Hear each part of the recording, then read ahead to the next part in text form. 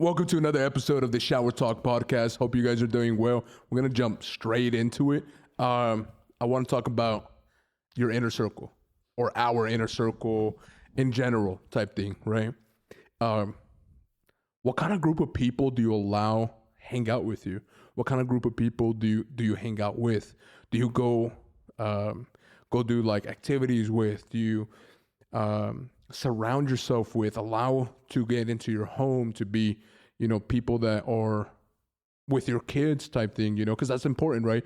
Because you don't want to just let anybody with your kids. I mean, I'm not a parent, but I can only assume that because of from what I see. And right, I mean, as a dad, you're kind of like one of your jobs or duties is like protect your kids, and then not just that, but lead them spiritually. So if you're allowing just anybody around them, you're kind of losing in that aspect, right?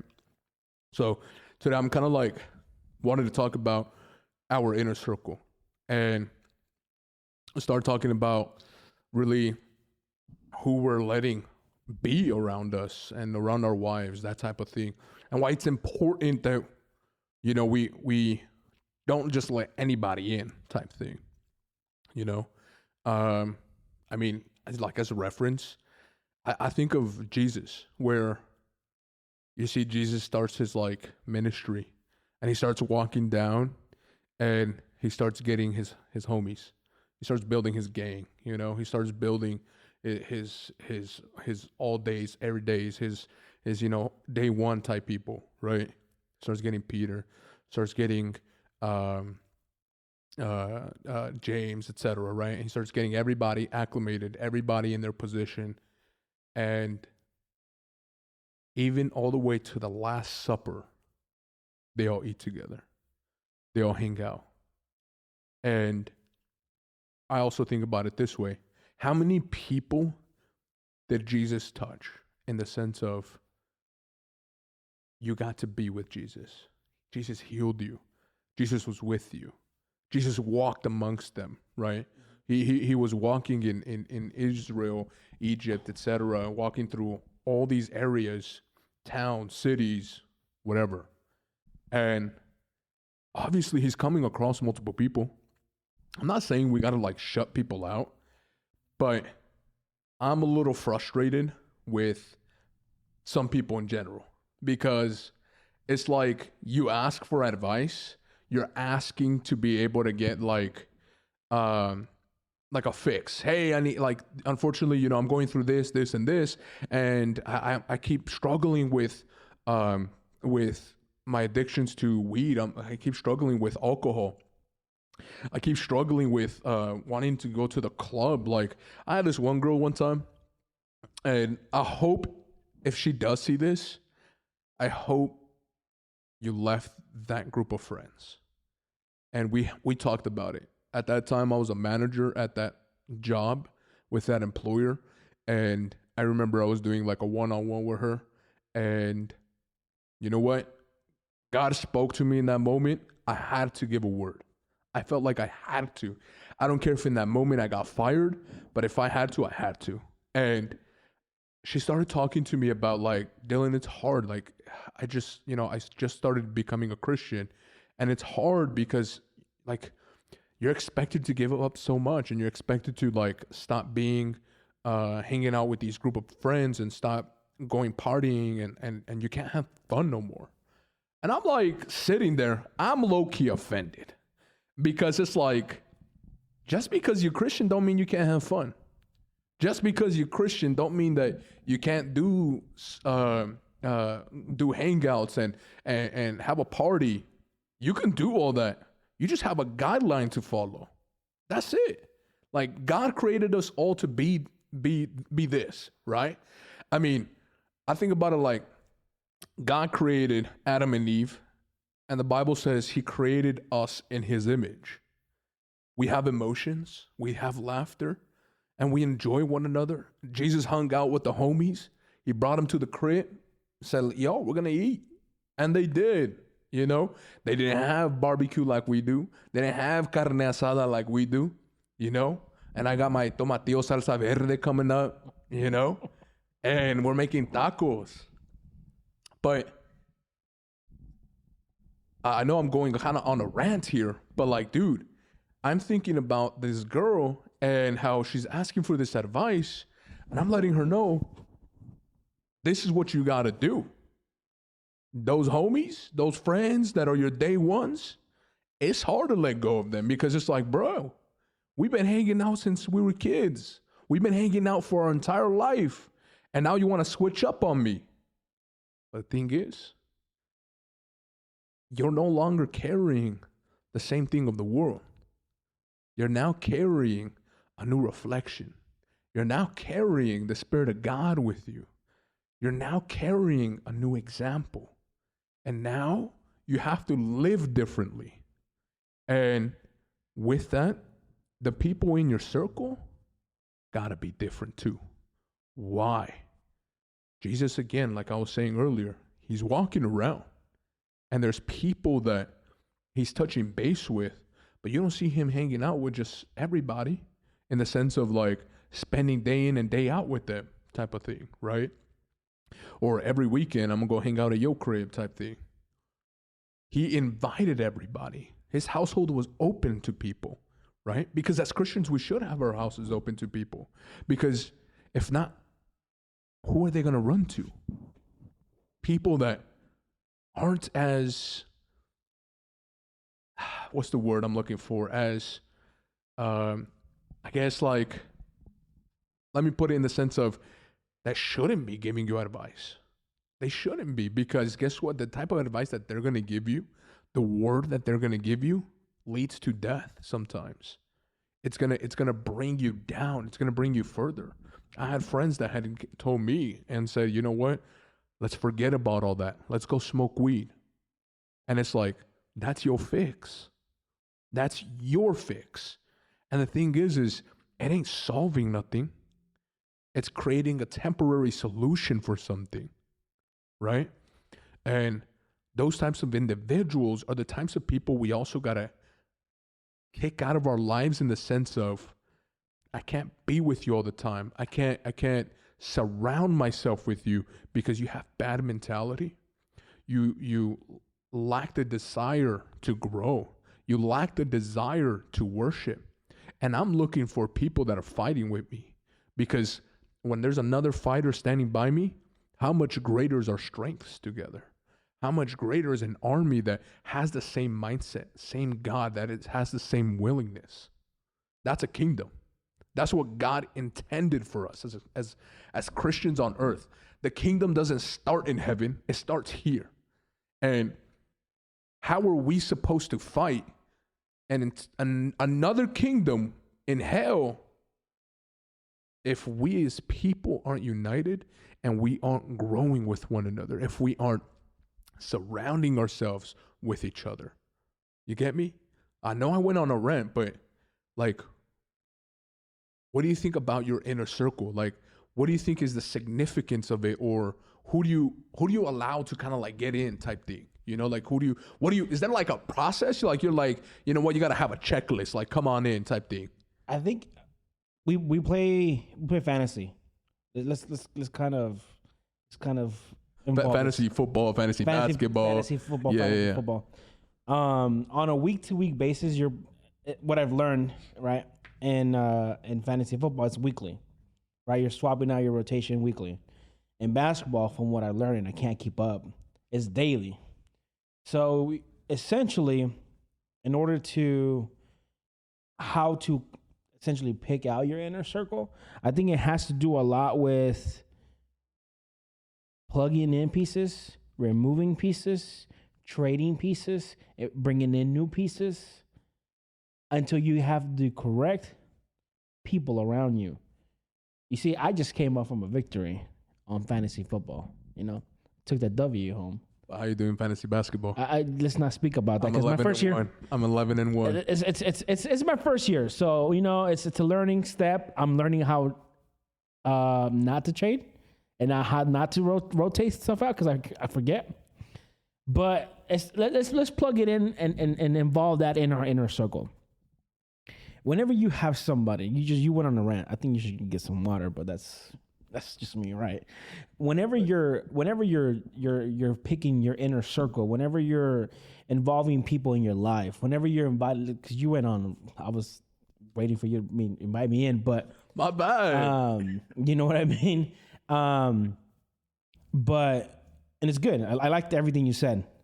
As a dad, as a person who is seeing their daughters grow, I can see my daughter, the oldest one, starting to hang out with people. Obviously, she's in first grade. Yeah. Come home with different ways of speaking, coming home with different ways of thinking. Yeah. And the way that she interacts with us. Because in the beginning, when she was in kindergarten, she was shy. She was very like to herself. She had one friend throughout the entire kindergarten year, and now all of a sudden she comes home and talks about this girl and this girl and this girl, and then you just get lost. But then again, when it comes down to how she's acting, there are some concerns of mine because I don't like certain things. Okay, now let's bring it into our life. Yeah. Right? As we're growing up and what I grew up, and you could say the middle of my 20s, I had people who I wanted to hang out with who were not associated with my wife. Okay. And that created friction between me and my wife. And I Okay. said, you know what? Well, like, what did she say about them or what? Not necessarily. They were not Christ-minded in a way. And then I just wanted to do what they were doing.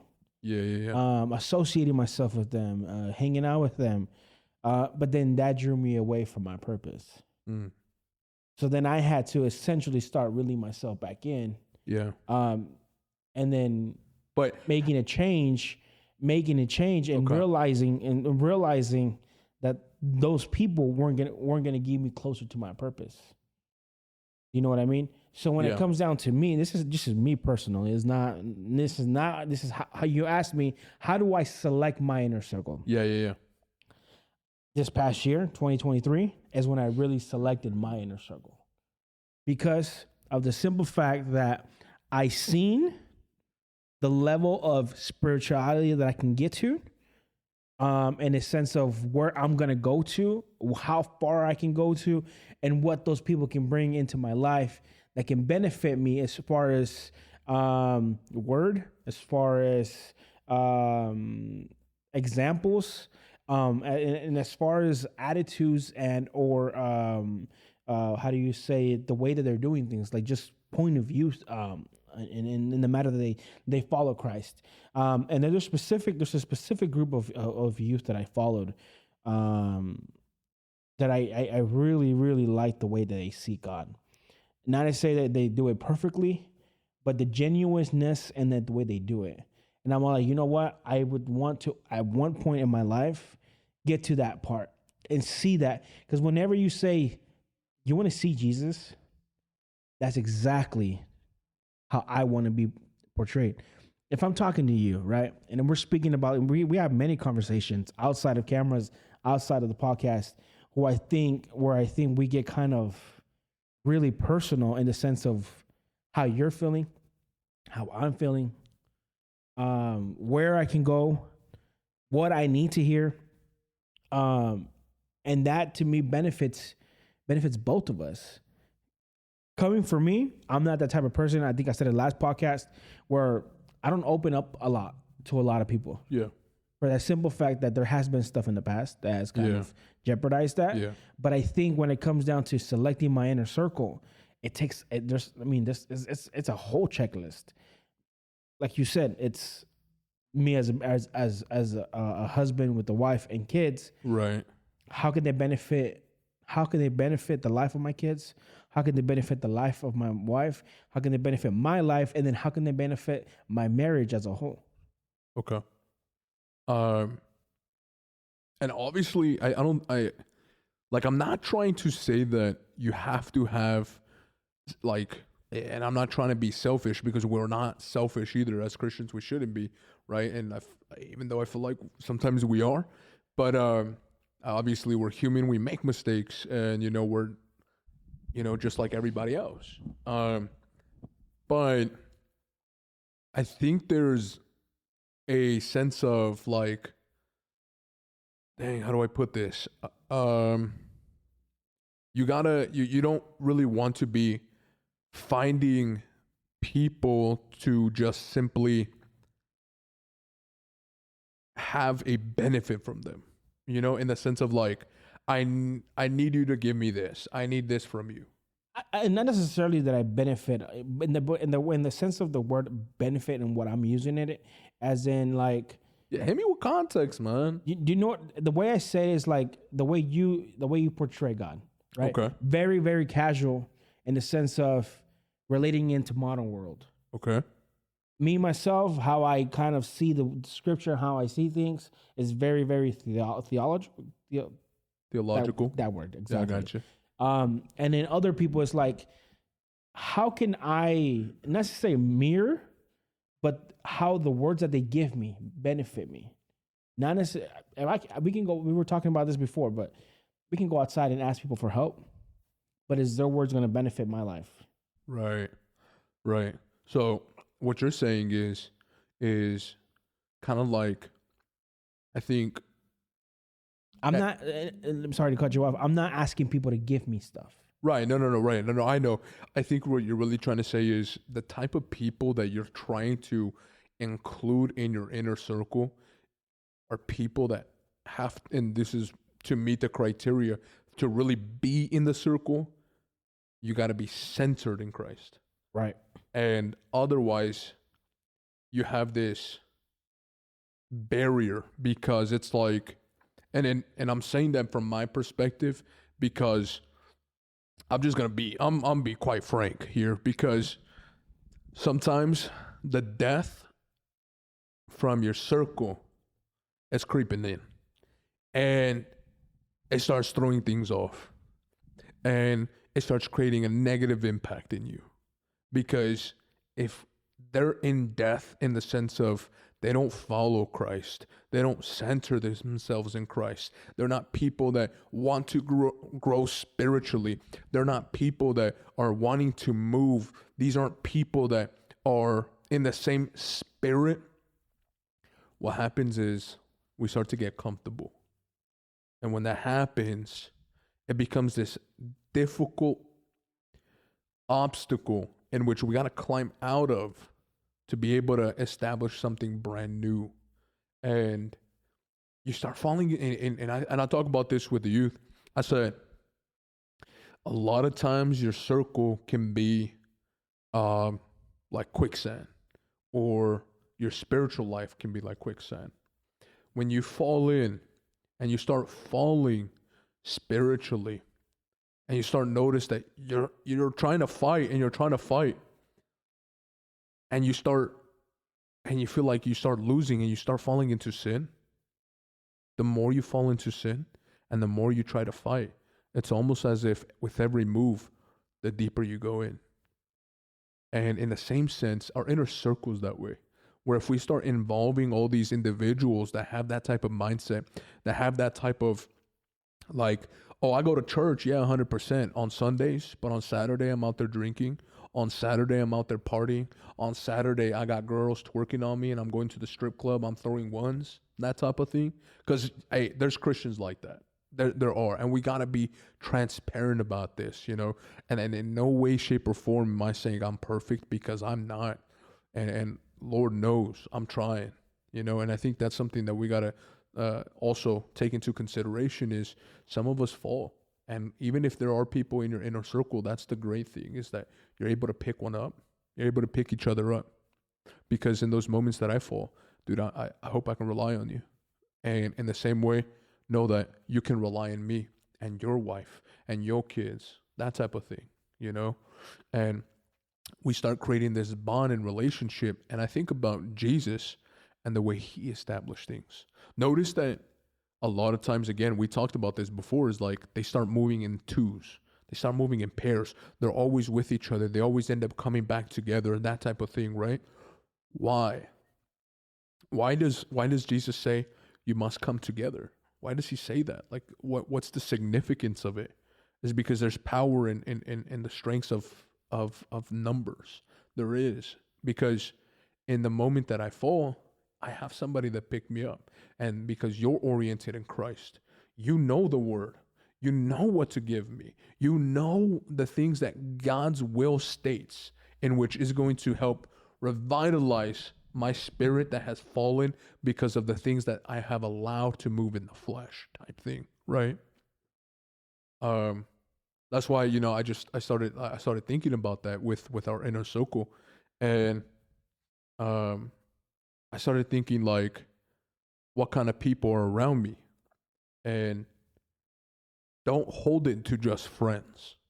I'm talking about family too, because there's family that I have. We share the same blood, but we don't share the same God.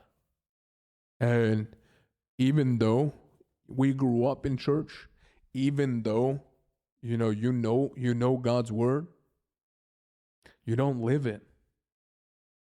And that's tough, because it's like, I want to be with you because you're my family and I love you 100%, you know, and that's okay. And family gatherings, yeah, let's hang out.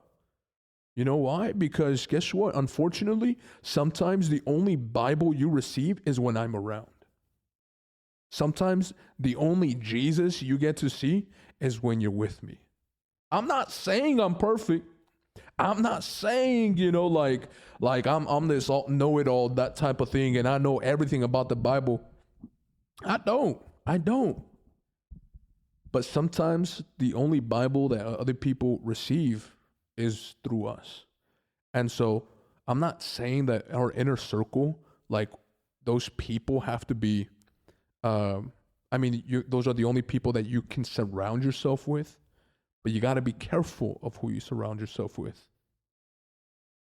Do you know who's in your inner circle? You know, earlier when you said, you know, sometimes we like in fantasy where you're going to do like trades and stuff like that, immediately I thought, what if I traded you? Like, I can't get much. So I'm going to keep you in my inner circle. But it's like, in my inner circle, I got my select few for sure. 100%. I think I got my people that I can confide in, my people that I can ask, like, hey, like, I'm going through this, and this type of thing. And there's really not many, honestly, just transparently, because I feel like with some people, even though their doors are open, their hearts aren't. And with it comes judgment. With it comes like, dude, you're really going through that? You know, you ain't, like, I think the reason I thought inner circle, this is going to be so weird. I was thinking of Meet the Fockers, the movie, you know, and you know where Robert De Niro's like, the circle, Fokker, the circle, you know? I'm thinking about that, and that just kept playing in my head. And obviously in the movie, you see that the circle isn't always the best thing for him, but our circle, we all have one. We all have our close relationships.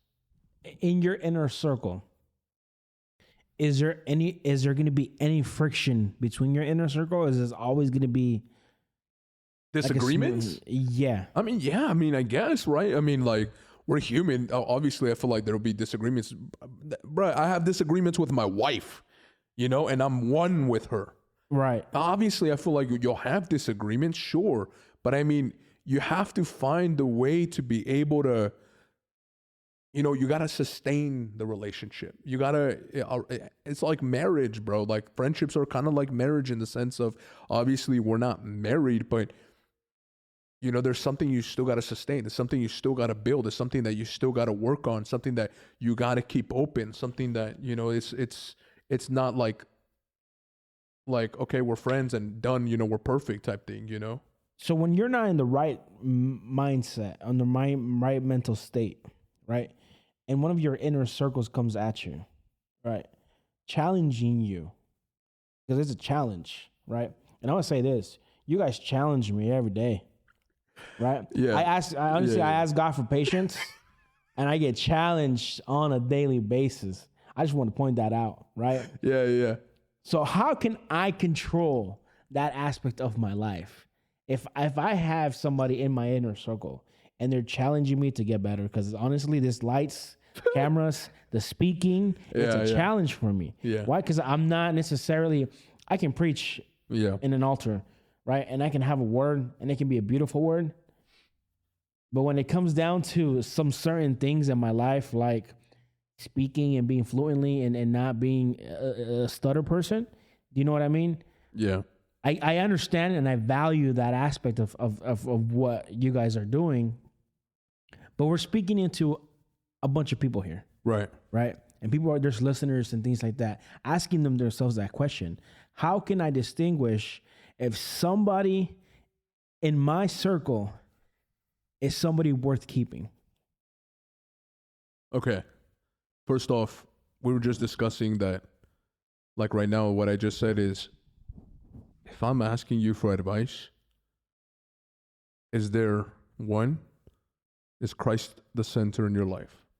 Because if he's not, your advice, not saying it's not going to be helpful, because therapy is real, and therapy can be something that can assist you in the process of trauma, things that you've gone through, that type of thing, right?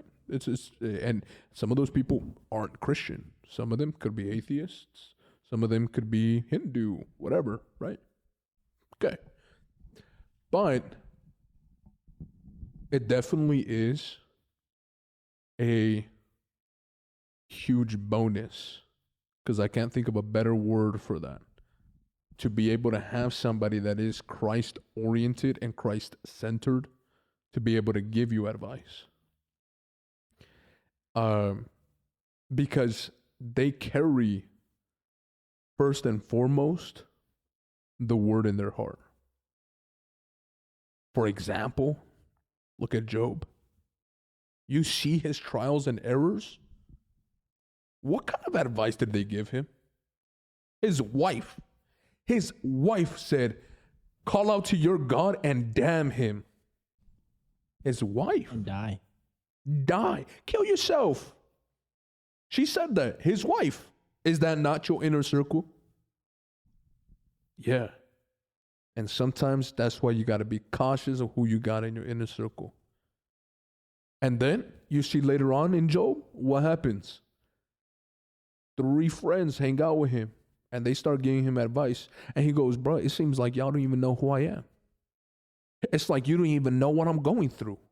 Because you don't. Because guess what? Your reflection is based off of your mindset, the things you center around, the things that you've gone through. You're not centering it around God. Yeah. And then what happens? The youngest individual comes through, and what does he say? Y'all sound like idiots. Y'all sound dumb. I sat here out of respect for y'all. And he said it with a K. He said it real loud too.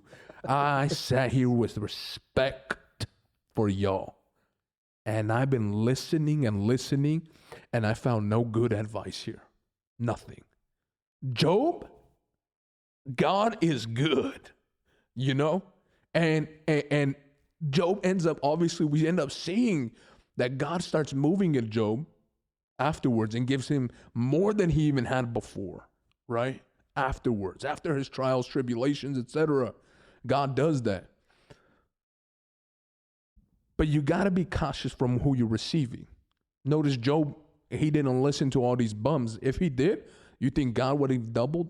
God would have tripled? That time frame, that time frame of my healing is exponentially being deferred, pushed out, being left behind, or my calling, my purpose, my obstacle is becoming not just a speed bump, but now it's an entire wall I got to drive around because I'm trying to work around it rather than let God work through it.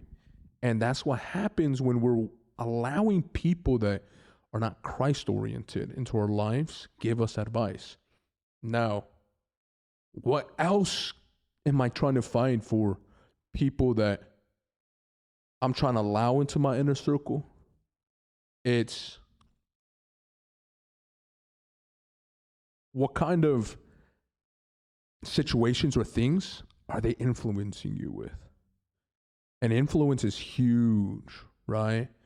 Jesus said in no cap, he was just like, and I don't know about you, my Bible was written in the ghetto, I think, because Jesus goes and he goes, no, Kizzy, watch who you be walking with. Because you be slinging dope, you be wanting it, and you're wanting to be able to do the same things as all these people. And once you start putting yourself in that position, you start wanting it. You start having a desire. For example, going back to that girl I told you earlier, she goes, I can't have fun as a Christian. So, you know what I do, Dylan? I'll go to the club and I'll go with them, but I just won't drink. And I was like, how has that worked out for you? It's just like somebody. They're new to the faith. They're new to the faith. Well, yeah, but it's like if you're an accomplice to a crime, right? You could be the getaway driver. You're not committing the crime, right? You're still an accomplice. Exactly, and it's like, and that's what I'm trying to share is that how well does that do for you? Is there not secular music there? Is there not temptation there? Because if the enemy's gonna move, he's gonna move where it's tempting. So if I'm alone, you know, I'm in a nice little room and it's nice and cozy, nobody's around me, and I start getting into my thoughts, and I start, you know, my wife ain't with me, and I want some sexy time. What's happening? Right? And those moments that you start feeling the temptation, why are you putting yourself in a position where you can feel the temptation? You got to run. The Bible says that, run. Get out of there. Call on your Lord. And for some of us, the thing is we think we can call on the Lord when we put ourselves in a position of, now I'm around all these group of people that I'm smoking with, and now it's my turn to puff pass. I got the weed now, and now I'm gonna say, God, Lord, remove me from this temptation. While you're holding your blunt, you put yourself in that peer pressure. Come on, bro. You gotta be cautious. You have to be, and so be careful of the type of influences that are around you. That's another area that you gotta watch out for these group of people.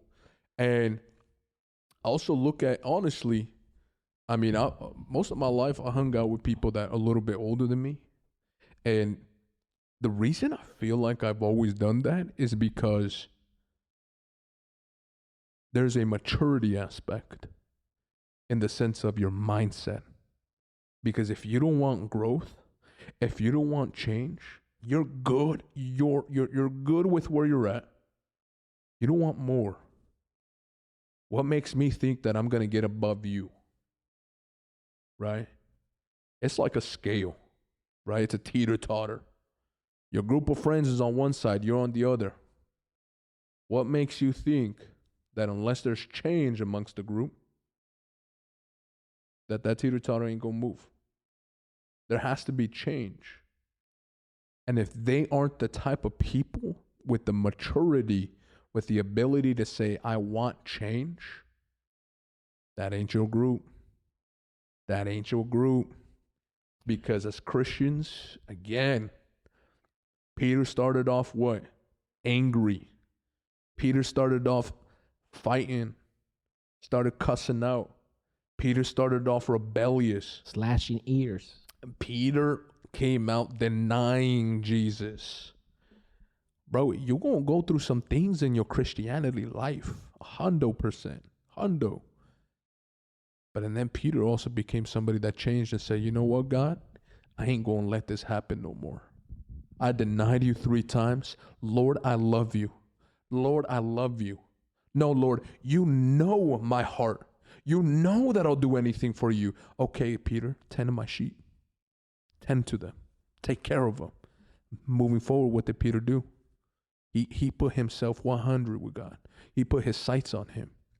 But you think Peter would have done that if he wasn't acclimated with the right group of people? Probably not. Why? Because there's a barrier in the spiritual sense. The Spirit of God ain't going to move that way with that person. And if you keep putting yourself with that person, the Spirit of God is just going to bring conviction. He's not going to bring the growth. And so growth plays a part in your inner circle. I think of, just like for like people that are listening and viewing this, is like you and I feel like the reason we mesh is because, like, bro, I want to do more. I want to do better. And sometimes that means taking things out of my life. I have to make time to be able to do these podcasts. I got to take time out of my life to be able to be here, sit down, do research, worship God, pray, to be able to be ready for this moment. And that also means I got to make sacrifices in both my personal time, my personal wants, my personal desires, but even with the people I'm with. Because I could be at home right now playing Warzone with the boys. I could be playing Rainbow Six Siege on Xbox right now. I could be with my wife right now eating tacos. Instead, I'm in a room with 2 other dudes instead of my wife. But sometimes you got to make those sacrifices so that way the growth, that way the change happens, that way the worship is elevated, that way the Spirit of God is elevated in every area of your life. Sometimes you got to do that. And it's not just, let me rephrase that. It's not just sometimes. All the time. You have to do it. You have to. It's like I told my wife, you got to stop with the mentality of, it's like I got a choice. When it's something like, for example, God, stop thinking like I got a choice. Like I got a choice with like if I worship him or not. No. Spirit of mind, worship God. Command it. Say it. Do it. There's a matter of thinking of choice, like yes or no. It's no, I have to. I have to. It's like when you're on your deathbed, how many people have seen death, right? And you're coming up, and then all of a sudden it's like, you have another opportunity. You're good. You come out of the hospital. You're able to recuperate. How many of those people end up changing their lifestyle moving forward, right? I've seen that before. I've seen my grandfather. He struggled with diabetes and stuff, and then from there on, the dude was waking up every morning, start walking around the neighborhood. He quit bread. He quit sugar, drinking straight black coffee, right? And how many of us are like that with the Spirit of God? Where it's like, it's no longer, Lord, where I got a choice. I can't have my sugar. I can't have my pornography. I can't have, in my little group of friends out there. Now it's like, Lord, I have to do this. There has to come a point where you have to make a change and you have to decide. Simple as that. If you're still creeping up on the age and you're still doing the same things you were doing when you were 20, like, are you ever going to change? Exactly. If you haven't done it now, you're probably not going to change. Yeah. And you're probably not going to change that inner circle of yours. A lot of us had friends coming up in high school who we thought were going to be. Yeah, my forevers. And BFFs, bracelets, and everything. Literally a week after graduation, you stop talking to each other. Oh, 100%. Yeah. Right? Deleted everybody's number. Unless you have the same mindset as them and the way that they think, the way that they act, the way that they're doing things, then yeah, there might be forever, right? But how can I elevate the people around me as well? That's a good question. If you're talking about inner circle, it's not just about what other people can do to me, other people can benefit me, but it's also too, how can I be a resource to them? A leader. They say that a great team is not defined by the great leader, but is defined by the many leaders that are amongst that group. That's good, dude. How many team captains do you have in a football team? Yeah. Right? 7, right? Selected, right? Roughly around there, right? But how many of those other people who are not named captains are also captains in the locker room? Yeah. Role models. Yeah. To portray something that essentially is the same mindset, the same vision that you're trying to carry. Yeah. Right. I was watching the press conference today on our new head coach, and he said the first thing that I want to do is start changing and developing people. I love So that. what does that tells us? It tells me is that this coach is ready to start changing the culture that was there before. So as somebody who you're trying to portray yourself and how you can be a resource and a benefit to other people is how can I develop you? How can I be a mentor for you? How can I change some certain cultures that you've carried? Yeah. You know what I mean? To me, the way we started this podcast has changed a lot for me as far as mentally. Big time, yeah. You know what I mean? To me, how our conversations have helped me a whole lot, right? Yeah, you're welcome. All right, I think that's a wrap, guys. But it just comes to a point where you have to make a decision for yourself. You have to make a decision for yourself, and you have to tell yourself, all right, what is next for me? And not be stuck in the same position. Not having your same group of people, your same group of friends stuck in the same position. You know what I mean? Yeah. I love that. That's so well said. I think that's like, again, that's kind of like also what I was trying to point out a little bit is as much as you got to be cautious of who you're hanging out with, also be a resource. I love that because I want to be, again, not just like I was saying, Jesus walks through the towns. He had his inner circle, but he was also a blessing to others. He was he is God, right? So, but for others, he was an ability to get to God. He was a bridge, right? He elevated everybody. Everybody around him. He taught everybody. Yeah. He instructed everybody to the needle. Yeah. To the dot. Mm-hmm. He instructed everybody on exactly how we're supposed to live our lives. So, he was an influence. Yeah. To a whole generation of people. Yeah. So, how can you be an influence to your group of friends?